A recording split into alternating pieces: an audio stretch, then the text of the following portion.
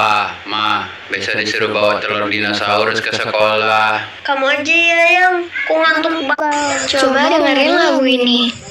Tapi janji nggak boleh nangis. Bayar utang kau binatang. Bayar utang kau binatang. Wih, pinjam dulu dong 1 juta. Wih, langsung ditransfer dapat 1 juta. Ah, udah gak usah bayar. Dah, jajan dulu ah. Bayar utang kau binatang. Tang kelentang. Bayar utang kau binatang. Anomali tang kelentang tercipta secara tidak sengaja dari rasa muak orang-orang yang menagih hutang. Bukannya beliau ini tak punya uang, tapi si binatang ini memang tak mau bayar hutang. Setiap ditagih selalu bilang besok aku belum punya uang. Tapi munculnya berasaplah binatang.